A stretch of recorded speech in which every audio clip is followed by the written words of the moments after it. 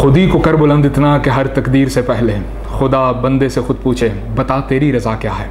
अस्सलाम वालेकुम नाज़रीन, मैं हूं आपका मेज़बान मोहम्मद अली रज़ा और आपकी खिदमत में लेकर हाजिर हुआ हूं आपका अपना आपका पसंदीदा प्रोग्राम मेरा पाकिस्तानी।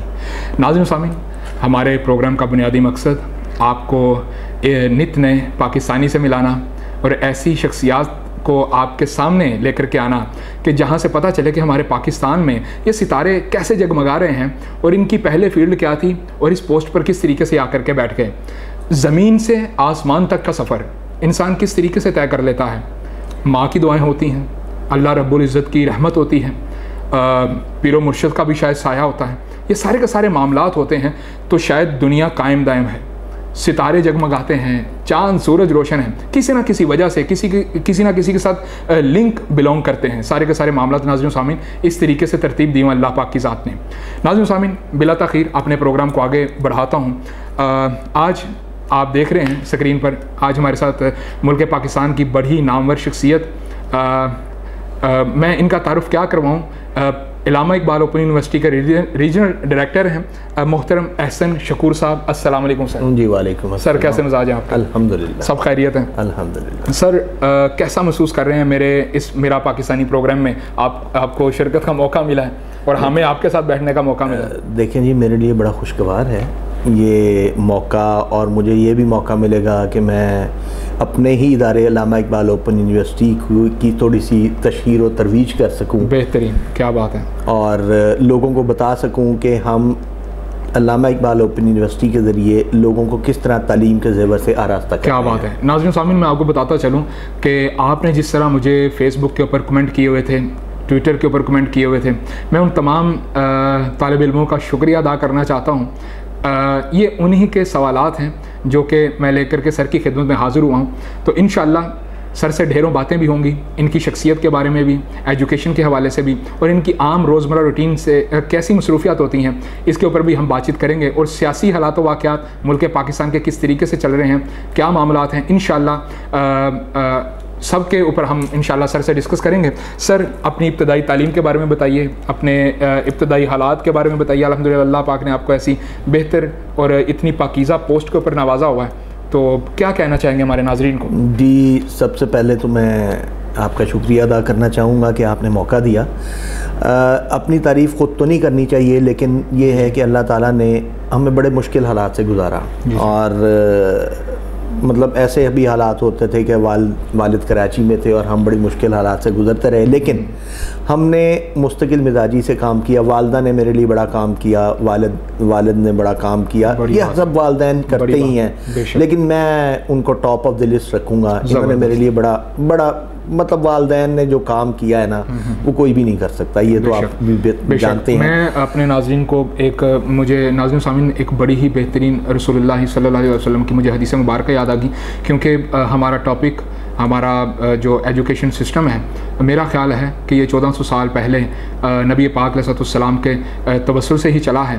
पहले कहाँ पर इतनी अवेयरनेस होती थी, पहले क्या होता था, क्या मालूम, किस तरीके से जहालत के दौर में हम पेबंद कारियों में मुब्तला थे। लेकिन आज अल्लाह पाक की ज़ात का इतना करम है कि मोहतरम एहसन शकूर साहब जैसी शख्सियात हमारे डिपार्टमेंट में मौजूद हैं, पाकिस्तान का हिस्सा हैं, पाकिस्तान के चमकते हुए धमकते हुए सितारे हैं।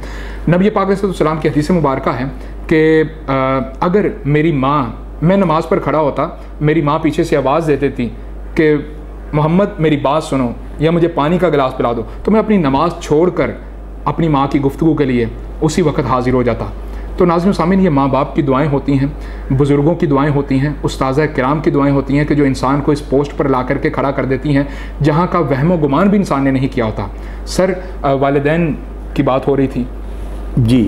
मैं सिर्फ एक ही बात कोट करूँगा जी कि जब मेरी लाहौर ट्रांसफ़र होनी थी तो वालदा ने एक ही दुआ थी कि बेटा परेशान ना होना, इस दफ़ा के रोज़े तुमने पिछले साल जब मेरी यहाँ पे पोस्टिंग हुई तो रोज़े तुमने लाहौर में रखने। और यकीन करें वो बात ऐसे पूरी हुई कि 7 मई 2019 को रोज़ा था और 2 मई को मैंने यहाँ पे ज्वाइन कर लिया। क्या बात है, क्या बात तो मैं ये बात हर जगह कोट करता हूँ और दुआ करता हूँ कि वालिदैन के सामने कोई नाफरमानी की कोई ऐसी जसारत ना हो जाए जिससे अल्लाह नाराज़ हो जाए। तो इसीलिए मैं दुआ करता हूँ कि वालिदैन मेरे सर पे अभी तक अल्लाह ने सलामत रखे और लंबी उम्र तक सलामत रहें, ताकि उनकी दुआएं, उनका जो साया है वो सर पे रहे। तो ये मैं तमाम अपने सुनने वालों के लिए भी ये गुजारिश करूंगा। और बड़ी हैरानी होती है कि जो अपने वालिदैन की कदर नहीं करते। ये कदर उस वक्त मिलती है जब ये मोती और ये लाल निकल जाते हैं ना हाथ से, गुदड़ी से, तो फिर उनकी कदर सामने आती है कि काश वो होते तो हमारा।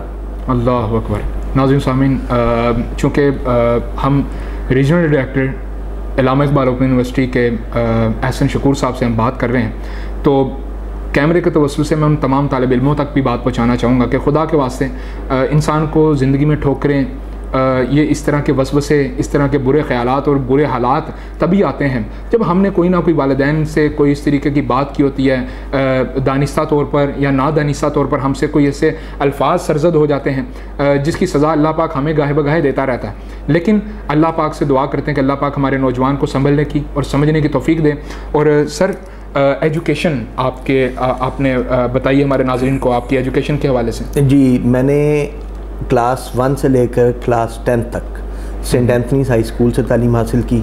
जी, क्या और उसके बाद मैं FC कॉलेज में मैंने 4 साल तालीम हासिल की। BSc करने के बाद फिर मैं पंजाब यूनिवर्सिटी में मैंने MBA की तालीम हासिल की। ज़बरदस्त। और उसके बाद फिर अल्लाह ताला ने एक मौका दिया कि मैं 3 साल तक प्राइवेट जॉब की, फिर अल्लाह ने यहाँ पे मौका दिया और 2000 में मैं यहाँ पे अपॉइंट हुआ था माशाल्लाह। और तब से लेकर अब तक बतौर असिस्टेंट डायरेक्टर यहाँ पे अपॉइंट हुआ। तो 10 साल मैं लाहौर में काम करता रहा। क्या बात है। और उसके बाद फिर यकीनी सरकारी नौकरी है और कुछ तरीक़ाकार होता है सरकार का, तो फिर मुझे फैसलाबाद मौका मिला काम करने का। 2 साल मैंने वहाँ पे काम किया और फैसलाबाद के बाद फिर मुझे चकवाल भेजा गया, अल्लामा इकबाल ओपन यूनिवर्सिटी में बतौर असिस्टेंट डायरेक्टर ही। क्या बात। और चकवाल के बाद फिर यूनिवर्सिटी ने को नए दफातर कायम किए जिसमें नारोवाल एक था, और नारोवाल को इन्होंने सियालकोट से अलहदा किया था। तो मुझे हुक्म मिला कि जी अब आपने नारोवाल संभालना है, लेकिन उसको संभालने के लिए आपके पास ना कोई बिल्डिंग है, ना कोई ज़मीन है, ना कोई छत है, तो आप सियालकोट बैठेंगे और सियालकोट से आप नारोवाल के मामलात को चलाएंगे। वहाँ पे मैं 8 माह काम करता रहा। फिर वहाँ से मैंने बिल्डिंग अरेंज की, स्टाफ अरेंज हुआ और तकरीबन 3.5 से 4 साल का अरसा मैंने वहाँ पे गुजारा। और वहाँ पे मैं असिस्टेंट डायरेक्टर गया था। 2015 में मुझे फिर अल्लाह ने बाय प्रमोशन 18वां स्केल दिया माशाल्लाह। लेकिन इससे पहले मैं ये बताता रहा हूँ, ये कंपनसेशन मुझे 3.5 साल में 2 ग्रेड की इस वजह से मिली कि 2009 में मैं बतौर डिप्टी डायरेक्टर HEC में सेलेक्ट हो गया था। अपॉइंटमेंट लेटर मेरे हाथ में था और वो पंजाब की एक सीट थी जिस पे मैं मेरिट पे, डॉक्टर अताउर रहमान वहाँ पे उस वक्त चेयरमैन थे, उन्होंने बनफ़्से नफीस खुद मेरा इंटरव्यू लिया था और भी 8 लोग थे पैनल में। लेकिन वो वालिदैन ने कहा जी कि हम चूँकि इस्लामाबाद में नहीं जाना चाहते, तो फिर मैंने उनकी खातिर वो पोस्ट छोड़ी। लेकिन उसकी कंपनसेशन मुझे इस तरह मिली कि 2015 से 2017 वो बात कुछ और थी, लेकिन अल्लाह पाक ने भी तो कुछ और सोच के रखा। 2 साल में मुझे 2 ग्रेड का जंप मिला, एक बाय प्रमोशन और एक बाय सिलेक्शन। वो फिर नारोवाल से मुझे इस्लामाबाद काम करने का मौका मिला बतौर कंट्री हेड के 2nd इन कमांड। ज़बरदस्त। तो वहाँ पे 1 साल मैंने काम किया। फिर अल्लाह ताला की नज़र करम और वालिदैन की दुआएं कि जी अपने शहर वापस आया और वालिदैन की खिदमत कर रहे हैं और अपने इदारे की खिदमत कर रहे हैं। क्या बात है सर। लेकिन एक बात बताता चलूँ कि इस नौकरी में जहाँ जहाँ पे ट्रांसफ़र हुई मैंने माथे पे शिकन नहीं डाली। मतलब चूँकि नौकरी का हिस्सा है, अल्लाह ताला ने मौका दिया है, तो आप ये ज़हन में रखें जो भी प्रोफेशनल लोग हमारे हैं कि अगर आप जॉब को बोझ समझ के करेंगे तो कभी नहीं होगी। अगर आप उसको खुशी से करेंगे तो वो काम भी आसानी से हो जाएगा और काम करने में मज़ा भी आएगा। बेशक। बस मैंने यही चीज़ समझ के अपने काम पे तवज्जो दी है और फिर अल्लाह ताला ने शायद उसका सिला दिया और मैसेज भी दे दिया आपने कि जी आप अपनी मैं इस सीट पे। और ये बहुत काम चांस होता है कि आप जहाँ से छोड़ के जाएं तो वहीं पे आपको बतौर हेड। और यहाँ पे अज़राए मजाक में एक बात ये भी करता है, चलो ये भी साबित हो गया कि दुनिया गोल है। हाँ बिल्कुल, दुनिया जहाँ से आप चले थे घूम के वहाँ बिल्कुल ऐसा ही है, बिल्कुल ऐसा ही है।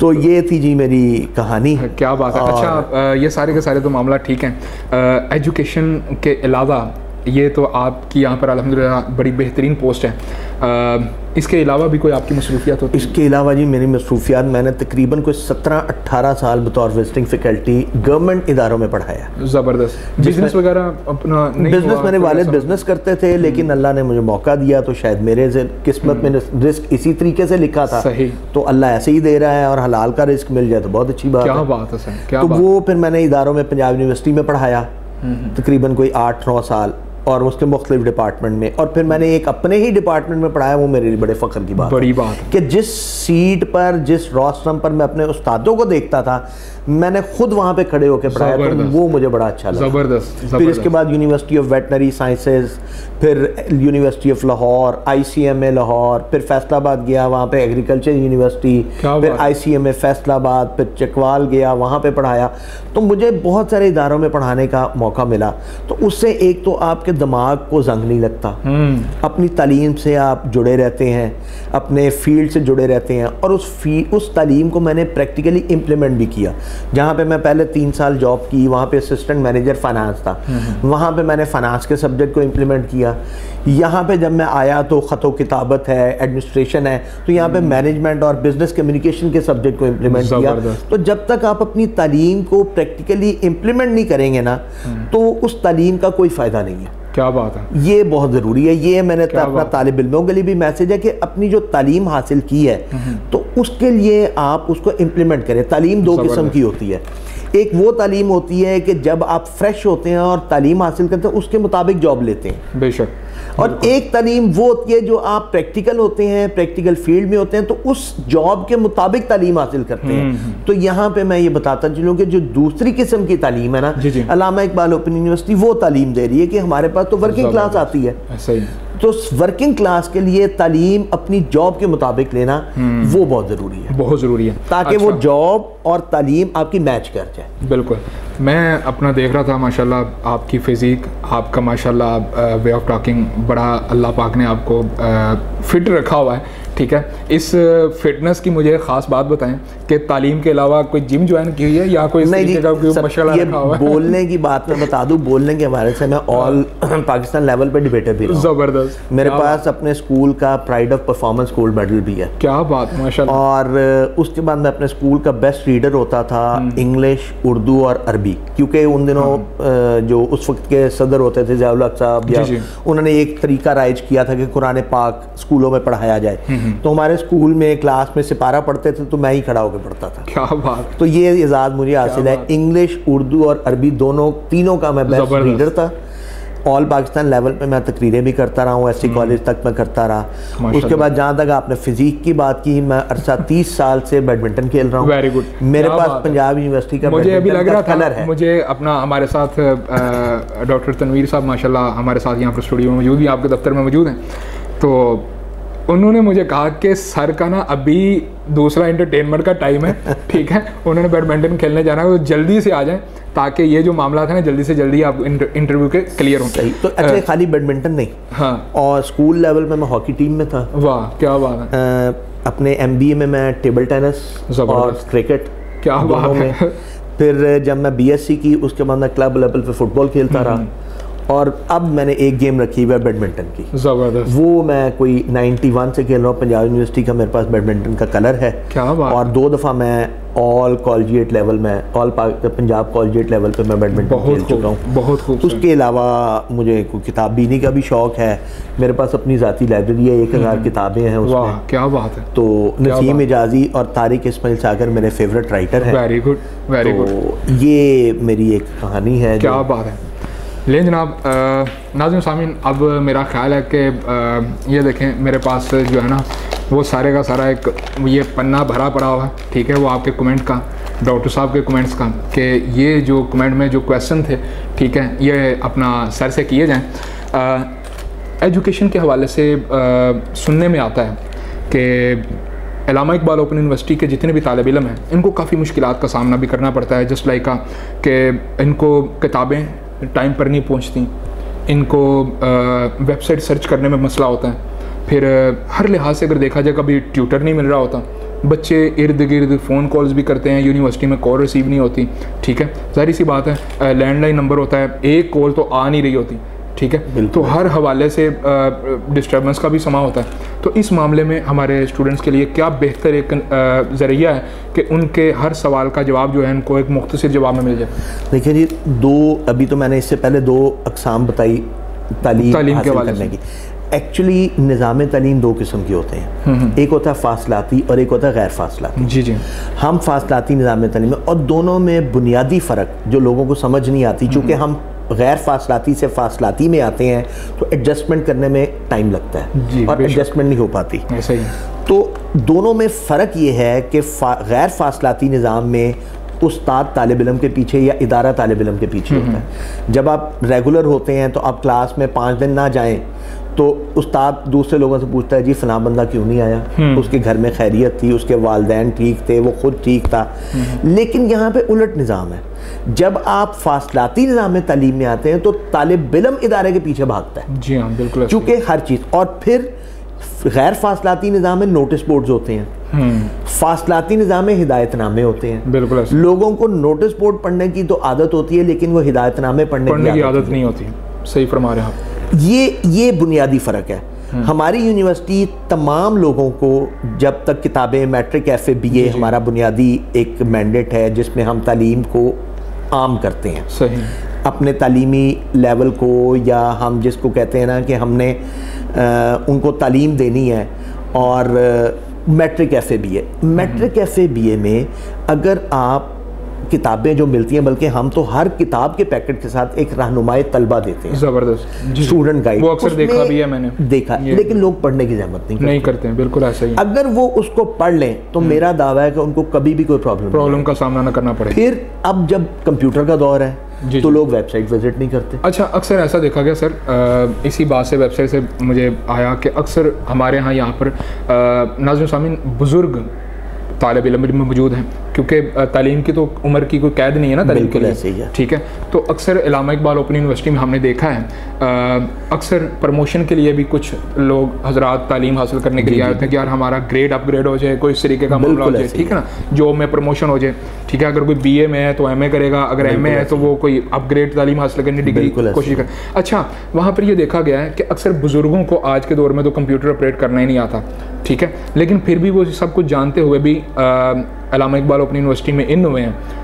उनको तो बहुत ज़्यादा मुश्किलात का सामना करना पड़ता है, और मेरे इस पेपर में सबसे ज़्यादा क्वेश्चन ही बुजुर्ग हज़रात के हैं। बिल्कुल, ठीक है। तो उनके लिए क्या रहनुमाई है? क्या वो इंटरनेट कैफ़े इस्तेमाल करें या कोई किसी को कहें? मैं आपको अर्ज़ करता हूँ जी कि उनके लिए रहनुमाई ये है कि अपनी जो औलाद है वो बड़ी, उनको उनके साथ मदद लें। ठीक है, उनको साथ मिलाएं और उनसे पूछें। अब तो दौर है जी कंप्यूटर का। अब तो मैं ये कहूँ जी कि किसी के पास कंप्यूटर नहीं है तो ये नामुमकिन है। ये मैं दिखाता हूँ, ये कंप्यूटर है, बेशक एंड्रॉयड आज आ गया। अगर एक बुजुर्ग जी उसने PhD की हुई है, एक 8वीं के बच्चे के सामने अनपढ़ है क्योंकि वो कंप्यूटर नहीं जानता। ऐसे ही है। तो अब तो दौर ये है कि मैं तो अपने एम्प्लॉइज़ को भी कहता हूँ जी कि अगर आप कंप्यूटर नहीं जानते तो आपकी इस इदारे में जगह नहीं है, लिहाजा अब हमें नए तकाज़ों के मुताबिक आगे आना पड़ेगा। इसीलिए हम तालीमी मैदान में बहुत पीछे हैं। अगर हम भारत से अपना मुकाबला करें तो अब भारत हमारे से कई गुना आगे, नो डाउट, हर मैदान में। सही, इंफॉर्मेशन टेक्नोलॉजी तो हम मुकाबला कर ही नहीं सकते। ये नहीं कि हमारे में टैलेंट नहीं है, लेकिन हमारे में इंटरेस्ट नहीं है। बेशक, बहुत अच्छी बात। हमारा इंटरेस्ट लेवल कम है, हम जान छुड़ाते हैं, जबकि जान फंसानी चाहिए। बेशक, जान फंसाएंगे तो आप काम करेंगे, जान छुड़ाएंगे तो काम नहीं होगा। बहुत अच्छी बात। इसीलिए आप अपनी औलाद के साथ बैठें।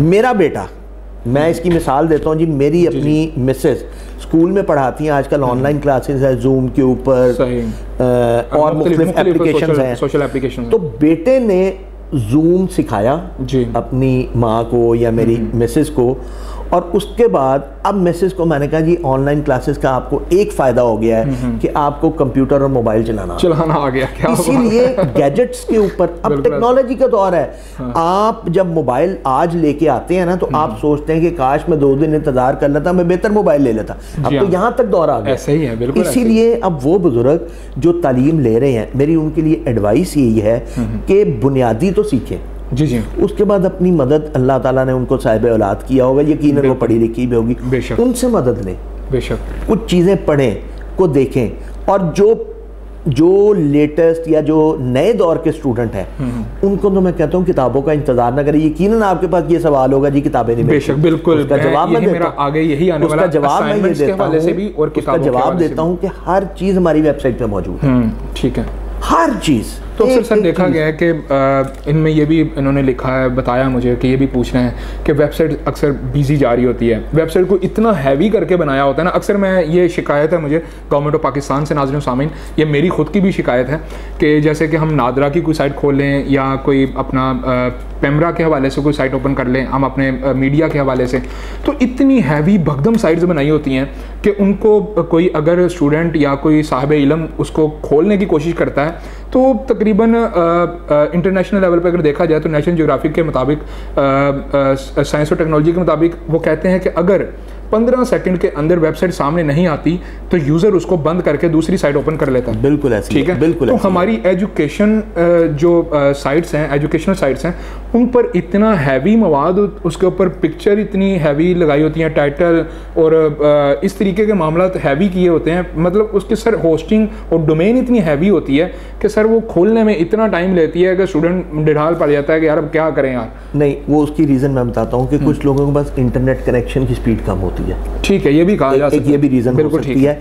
लेकिन मैं आपको बताऊं कि इस वक्त अल्लामा इकबाल ओपन यूनिवर्सिटी की वेबसाइट पे एक बात मैं अपने तालिब इल्म को बताना चाहता हूं कि सिंगल पेज इंफॉर्मेशन, सिर्फ एक पेज की जो इंफॉर्मेशन है जिसमें आपका दाखिला फॉर्म, ठीक है, आपकी रोल नंबर स्लिप, आपका रिजल्ट कार्ड, ये चीज़ें, आपका वर्कशॉप की इंटीमेशन, आपकी ट्यूटर की इंफॉर्मेशन, ये आप किसी चीज़ का इंतज़ार किए बगैर वेबसाइट से डाउनलोड कर लें। ज़बरदस्त, एक चीज ठीक होगा। अब तो यूनिवर्सिटी ने किताबें भी वेबसाइट पे अपना रख ली है, असाइनमेंट क्वेश्चन पेपर वेबसाइट पे मौजूद है, एरर आ जाता है वेबसाइट के ऊपर, बिल्कुल आता है। देखेंगे टेक्नोलॉजी, अब मिसाल के तौर पे अब बच्चों के एग्जाम, ये दौर है, ज़माना चल रहा है इस वक्त, जो है अपना ईयर चल रहा है, कोरोना का भी सिलसिला ख़त्म हुआ, साथ ही आई थिंक ऑनलाइन क्लासेस का सेटअप, जी हमारी ऑनलाइन वर्कशॉप चल रही हैं। फिर उसके बाद अक्सर ऐसा होता है कि काफ़ी डिस्टर्बेंस देखने को मिलती है, वो कोई एक दूसरे को लिंक बेस पे स्टूडेंट के साथ रब्ते में कि यार आपकी स्टार्ट हुई है वर्कशॉप के नहीं, आपने असाइनमेंट भेज दी है कि नहीं,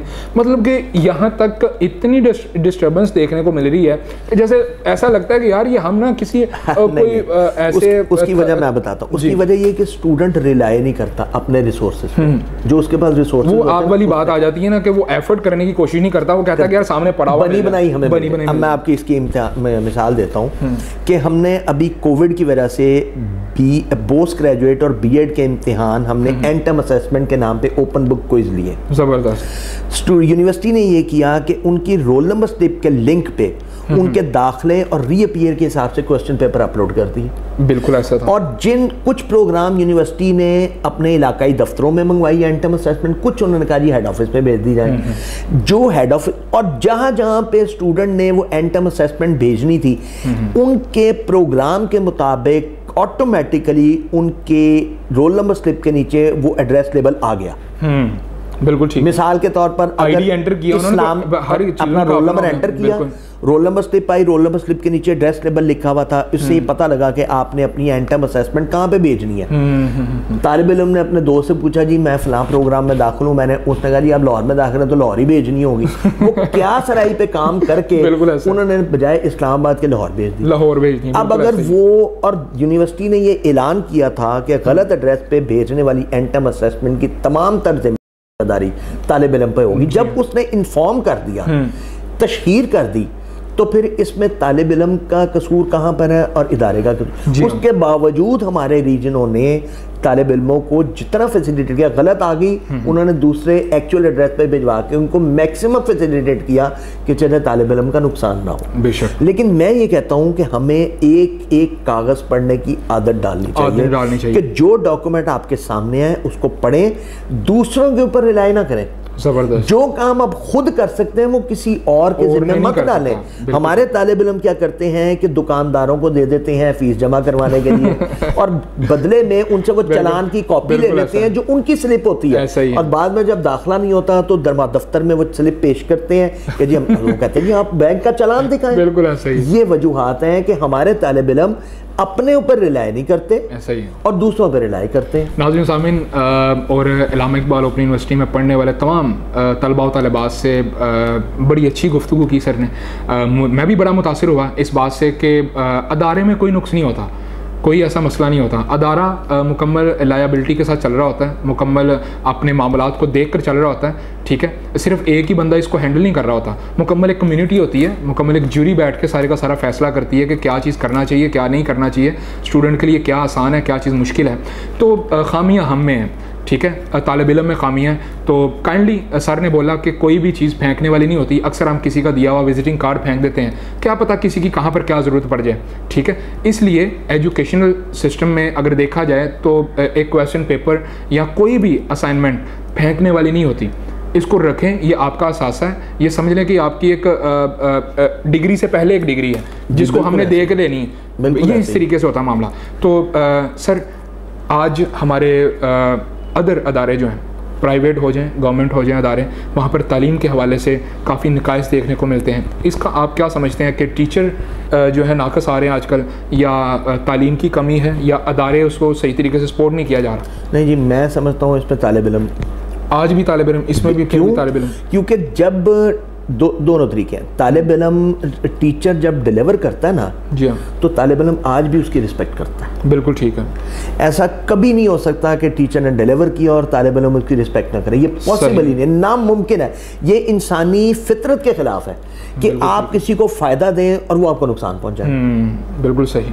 वो जो फ़ायदे के अगेंस्ट नुकसान पहुंचाने वाला है, वो तो जिसको कहते हैं अपना मुनाफिक है, मुनाफिक है। और दूसरा सर ये भी है अपना कि अक्सर टीचर जो हैं प्राइवेट अदारे चला रहे हैं अपने, इधर गवर्नमेंट अदारे में पढ़ा रहे हैं, प्राइवेट अपनी एकेडमी चला रहे हैं। गवर्नमेंट को आप कोई ऐसा मैसेज दें कि टीचर्स की जो पे हैं, उनकी जो तनख्वाहें हैं, उनमें इजाफा हो, उनके अलाउंसेस उनको अच्छे मिले, उनके बोनसेस उनको अच्छे मिले। इस हवाले से टीचर तबके के आप इस मामले में नाज़रीन को क्या कहते हैं? नहीं, बिल्कुल ऐसे ही है जी। देखें जी, कोई भी अपनी सर्विसेज देता है तो उसके अगेंस्ट उसके मुताबिक उसको मिलेगा तो सर्विसेज बेहतर प्रोवाइड की जाएंगी। बिल्कुल ऐसा, और टाइम पे मिलनी चाहिए। बिल्कुल। अगर मैं कहता हूँ सर्विसेज के चार्जेस का, सर्विसेज के अगेंस्ट उसको कम भी मिल रहा है, तो अगर वो टाइम पे भी मिल जाए तो तब भी उसका फ़ायदा होता है, तब भी उसका फ़ायदा होता है। अगर वो टाइम पे मिल जाए और ज़्यादा प्रॉपर मिल जाए तो फिर तो उसका बहुत फ़ायदा होगा। लेकिन मैंने ये देखा है कि जो लोग लेते हैं वो अपने प्रोफेशन से भी इंसाफ करें। जी हाँ, बिल्कुल सही। मतलब जो काम उनको दिया है, अगर वो अपने प्रोफेशन के साथ मुखलिस नहीं होते। मैं इस सीट पे बैठा हूँ ना, तो अगर मैं ये समझूं कि मेरा इस सीट पे बैठना भी ऊपर हिसाब देना है, तो फिर आप काम करेंगे। अगर आप कहेंगे जी कि जिस काम पे आप लगे हुए हैं अगर उसका आपने हिसाब नहीं देना, तो उसके बगैर फिर आप वो काम नहीं कर पाते। मैं इसकी मिसाल इस तरह देता हूँ कि जब मैं विजिटिंग फैकल्टी में था तो मुझे लोगों ने कहा जी कि आप परमानेंट आ जाए। मैंने कहा जी परमानेंट नहीं आऊँगा, पढ़ाना मेरा पैशन है, मैंने इसको प्रोफेशन नहीं बनाना। ज़बरदस्त। तो उससे पैशन से ये आपको एहसास होता है कि जी प्रोफेशन में तो ये होगा जी आज मौसम अच्छा है, स्टूडेंट को छुट्टी दे दीजिए, चलो समोसे खाओ।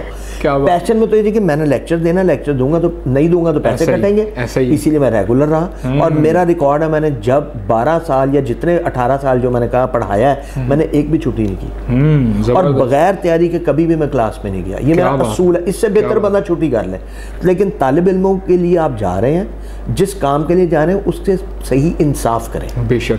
अगर वो नहीं कर सकते तो फिर इससे बेहतर आप छुट्टी कर लें या काम ही ना करें। बहुत अच्छी बात की सर। नाज़रीन सामीन, प्रोग्राम का वक्त हमारा चूँकि मुख्तसर है, सर हुकूमत पाकिस्तान को तालीमी अदारों को बेहतर बनाने में कोई अच्छा सा मैसेज देना चाहेंगे? देखिए जी, निसाब जो होना चाहिए वो स्टूडेंट की कैपेबिलिटी के मुताबिक होना चाहिए। बिल्कुल ठीक। जिसको उसको समझने में आसानी हो, बिल्कुल ठीक, वो समझ जाएगा तो वो फ्रूटफुल भी होगा। यहीं आप ही की बात से एक और बात आगे आ गई कि निसाब की बात हो रही है, तो आए दिन सालाना हमारा निसाब चेंज हो रहा है। जी जी। 6 महीने बाद कोई किताब बदली जा रही है, कोई साल बाद कोई एक किताब हटा करके स्टूडेंट को कहा जा रहा है कि यार ये किताब ख़त्म हो गई है, एंड हो गया है, अब आप इस अदारे की प्रिंट की हुई किताब जो है, इस लेवल की किताब जो है आप इसको पढ़ें तो ये बेहतर है। तो ये डिस्टर्बेंस नहीं है स्टूडेंट के लिए? डिस्टर्बेंस है। असल में मसला ये है ना जी कि स्टूडेंट इसको लेता है नेगेटिव, हर चीज़ को पॉजिटिव लेना चाहिए। बिल्कुल ठीक। अब जैसे गिलास है, अगर उसमें आधे गिलास में पानी है तो कुछ कहेंगे ये आधा खाली है, उनकी सोच नेगेटिव है। साइकोलॉजिकल टेस्ट है ना। दूसरा कहेगा जी आधा भरा हुआ तो कहेंगे जी हाँ ये पॉजिटिव सोच है। बिल्कुल ऐसा। अगर आप इस चीज़ को भी पॉजिटिव लें, इस चीज़ को भी पॉजिटिव लें तो पॉजिटिव दिया जा सकता है। क्यों? मिसाल के तौर पर अगर आपकी एक किताब बदली है तो क्या आप समझते हैं कायद-ए-आज़म के 14 नुकात पहली किताब में दूसरी किताब में फ़र्क होंगे? बिल्कुल सही, वही होंगे ना। बिल्कुल सही। उसने तो 14 नुकात पढ़ने हैं, चाहे वो मेरी लिखी हुई हो या टाइटल चेंज होने से नाज़रीन सामीन अंदर का मवाद चेंज नहीं होता, वो तो नहीं हो सकता। तो आप इसको ये ना समझें कि उस राइटर की किताब अच्छी है या उस 14 नुकात तो वही है। मुस्लिम लीग जब बनी है तो उसमें भी वही सन लिखा हुआ, उसमें भी वही लिखा हुआ। कायद-ए-आज़म का नाम अगर मोहम्मद अली जिन्ना है तो वो भी उसमें वो भी वही लिखा होगा, उसमें भी वही लिखा होगा। राइटर से नहीं होता। आप अगर कंटेंट को देखें, कंटेंट ठीक है।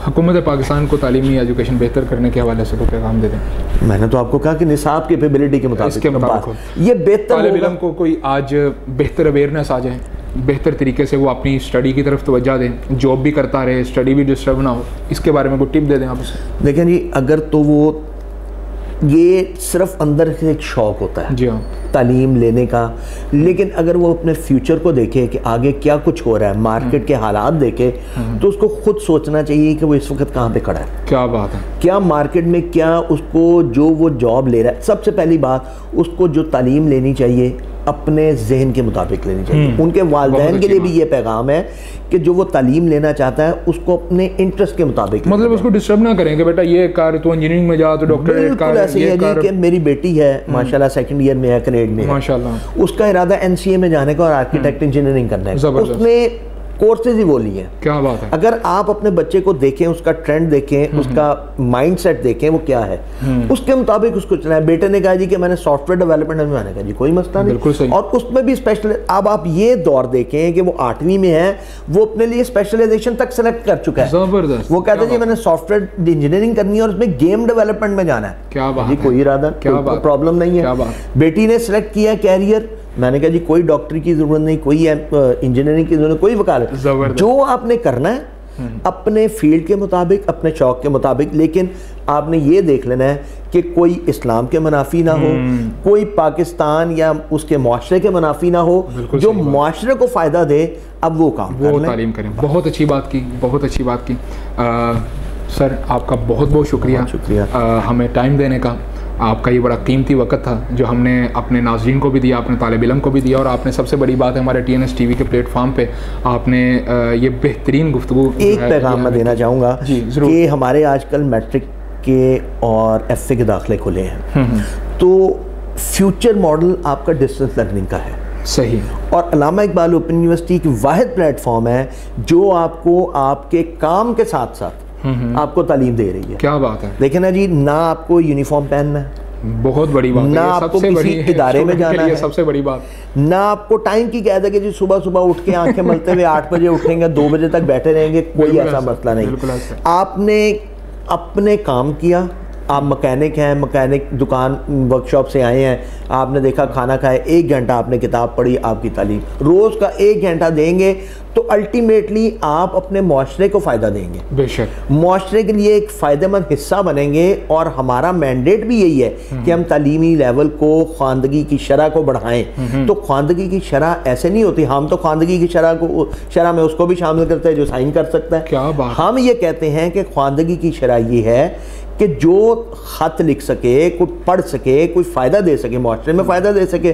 मैं तो अपने तालिब इल्मों को ये कहता हूँ कि जी आपको अच्छा लगेगा, आप मोटर मैकेनिक हैं और आप अपना किसी गाहक की मोटर ठीक की और उसका बिल आप अपने गाहक को ही दें, जी अपना बिल आप बना लो या साथ वाले से बिल। तो आपकी इतनी तालीम होनी चाहिए कि आप अपनी दुकान को, कारोबार को, पेशे को सही प्रोफेशनल तरीके से चला सकें। बहुत अच्छी बात की। नाज़रीन सामीन, हमारे प्रोग्राम का वक्त इख्तिताम हुआ चाहता है। इंशाअल्लाह एक नए मौजू के साथ, एक नए मेहमान के साथ, एक नए पाकिस्तानी शख्सियत के साथ आपकी खिदमत में आपका मेज़बान मोहम्मद अली रज़ा फिर से हाजिर होगा।